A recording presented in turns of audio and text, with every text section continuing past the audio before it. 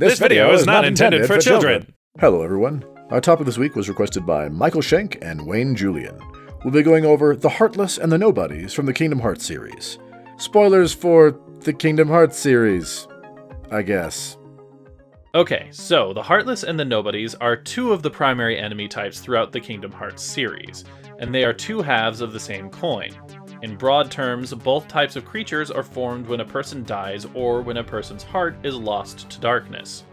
Whether that person is corrupted by darkness, gives in to the darkness, or is slain and consumed by the Heartless, any of these events lead to the creation of a Heartless and can lead to the creation of a Nobody. In Kingdom Hearts, every living being is metaphysically comprised of three components: a body, a heart, and a soul. The body is self-explanatory. In the Kingdom Hearts verse, the heart is really what most of us think of when we think of a soul. Your memories, drives, ambitions, personality, emotions, basically all of the things that make you you. In contrast, the soul is the actual life force of a creature. In essence, the body houses the heart and soul, the heart gives the body direction and purpose, and the soul supplies the energy required to follow through the directions and allow the body to live. We'll go into more detail shortly, but in basic terms, the Heartless are formed from a heart consumed by darkness, while a Nobody is formed from the body and soul left behind when a Heartless is formed. So, the Heartless are creatures that form from the darkness within living people's hearts. Darkness in this case being essentially evil. We know that a Heartless can be formed when a person's heart overflows with darkness, essentially reaching evil critical mass and imploding into a darkness monster. We also know that when a Heartless kills a victim, it claims their heart, which usually forms another Heartless. Though, since Heartless consume hearts, it seems possible a portion of those slain by Heartless are just eaten. While, on the other hand, presumably the hearts consumed by the Heartless in Kingdom Hearts 1 were what formed the Kingdom Hearts in that game, so yeah. Because of this, it seems likely that when a person dies normally, whether by natural causes or through death or injury, that a Heartless would be formed as well, though to the best of our knowledge this has not been confirmed. Heartless come in two varieties, Pure Blood or Emblem. Pure Blood Heartless are natural Heartless, those formed from the darkness of creatures' hearts, as nature intended? These generally carry no insignias, though some purebloods do have heart-shaped holes on their bodies somewhere. Contrastingly, Emblem Heartless are synthetic, created using a machine designed by the series' overarching antagonist Xehanort when he worked together with a group of scientists to study the Heartless. Using Pureblood Heartless, they were able to generate more synthetic Heartless and designed the machine to imprint the Heartless symbol on them in order to differentiate them from the original purebloods. Emblem Heartless can be found anywhere throughout the cosmos, while Pureblood Heartless are usually only found in worlds close to the realm of darkness or otherwise overshadowed by powerful forms of darkness. Additionally, upon being destroyed, purebloods simply vanish, while Emblem Heartless release their captured hearts. The power of a Heartless is directly proportional to the level of darkness in the heart from which it was formed. The more evil you were in life, the more powerful you'd be as a Heartless, and vice versa. As such, Xehanort's Heartless is one of the most powerful to have been seen in the games, and when Primary Seer's protagonist Sora was briefly turned into a Heartless, the creature that formed from his heart was of the weakest, most basic variety. Every Heartless except for Xehanort's Heartless have neither emotion nor higher cognitive function. They are bottomless wells hungry for the hearts of others, and because of this they roam far and wide looking for hearts to consume. They devour hearts for the energy within them and seek to return to the source of all hearts, Kingdom Hearts, the entity and/or location for which the series is named. Because of this, they are drawn to various worlds by two things. First, all worlds in the Kingdom Hearts verse have hearts themselves, and the Heartless greedily seek to devour these hearts. Second, as creatures born from darkness, they are attracted to great sources of darkness, and as such, Heartless are drawn to worlds with strong-willed evil beings. Powerful people with darkness-infested hearts can even assert dominance over the Heartless, to varying degrees of success and range depending upon the will of the person in question. However, doing so invites danger. Darkness is a corrupting influence, and as such, a fine line must be walked in order to avoid being consumed by the darkness in one's own heart, especially when the powers of darkness are used, by controlling Heartless, for example. Additionally, as previously noted, Heartless are feral, nearly mindless creatures, so if the person commanding them weakens in will or focus, the Heartless may turn on them and consume their heart before moving on. Heartless are also known to follow the will of more powerful Heartless and can be commanded by powerful Nobodies as well, neither of which risk being consumed by darkness, as powerful Heartless have already been consumed, while Nobodies have no heart to consume in the first place.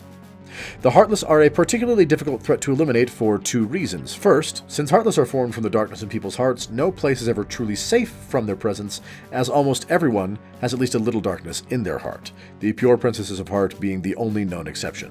Second, they're difficult to destroy in general, seemingly vulnerable only to magic, magically ensorcelled weaponry, and keyblades, while basic weaponry is unable to harm them at all.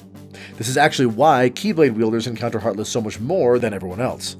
The combination of a strong heart and the Keyblade itself act as a beacon to the Heartless. They are aware of the danger to their existence that all Keyblades pose, and they seem to have an instinctual understanding that the heart capable of wielding a Keyblade is a delicious morsel indeed. As such, Keyblade wielders are constantly hunted by the Heartless. Nobodies are the opposite of Heartless in nearly every way. Where Heartless are formed any time a heart falls to darkness and formed from the heart in question, a Nobody is formed only if the person in question had a particularly strong heart and will in the first place, and is formed of the body and soul left behind when the heart assumes the form of a Heartless. If the will of the person in question is not strong enough, the soul simply passes on and the body ceases to exist. As such, the inherent strength of a Nobody is directly related to the strength of will held by the original person, regardless of whether their heart was ruled by darkness or light before being consumed. Because of this, while Xehanort's Nobody, like his Heartless, is one of the most powerful Nobodies encountered in the games, so too is Sora's Nobody, created at the same time his weak Heartless was.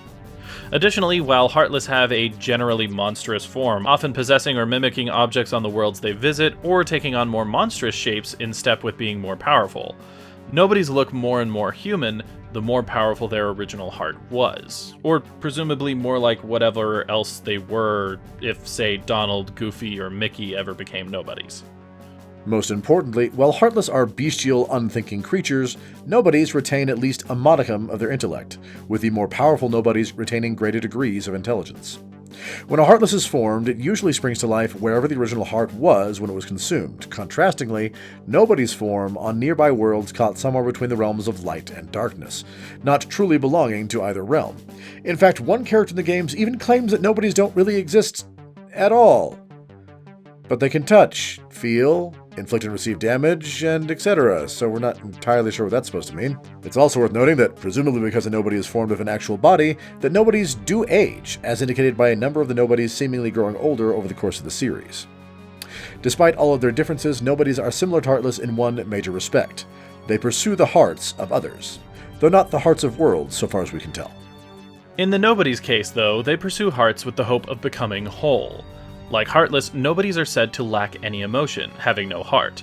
Instead, their seemingly emotional reactions and responses to stimuli are said to be the results of their memories and experiences from before becoming a Nobody, informing them on how they should react or would have reacted in a given situation back when they were whole. Which, okay.